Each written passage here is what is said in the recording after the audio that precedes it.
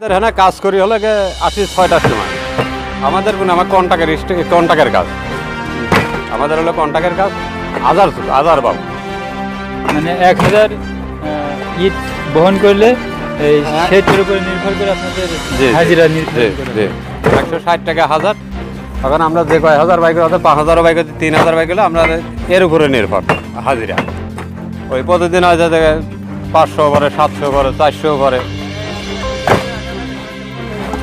হ্যাঁ, এত শীতের ভিতরে সরকার কম্বল তো সে কম্বলকে আমার কথা মতো আসছে নাই, আমাকে দিচ্ছে নাই।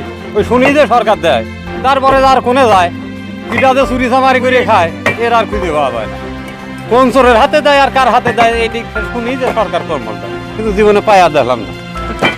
দর্শক, তিনি যেমনটি আক্ষেপ জানাচ্ছিলেন যে তার একটা কম্বলেরও বিশেষ প্রয়োজন, কিন্তু তারা সরকারের কোনো প্রকার অনুদান পায় না এবং তারা এই সকাল থেকে কিন্তু এই শীতের সময় তীব্র শীত কুয়াশা উপেক্ষা করে কিন্তু এখানে দিনরাত পরিশ্রম করেন এবং যত রৌদ্র হোক না কেন তীব্র রোদের মধ্যেও কিন্তু তারা কাজ করে যাচ্ছে।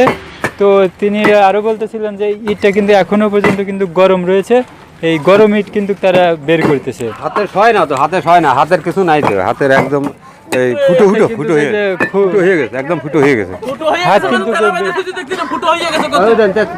কিন্তু ক্ষয়প্রাপ্ত হয়ে গেছে। তারা কিন্তু হাতে বিভিন্ন প্রকার কাপড় ব্যবহার করে কিন্তু তারা কাজ করে যাচ্ছে।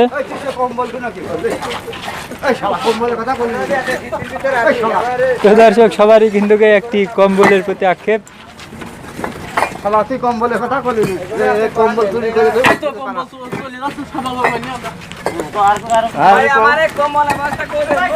ডিজেলের দামটা বাড়া দেন আর সয়াবিন তেলের দামটা বাড়া দেন।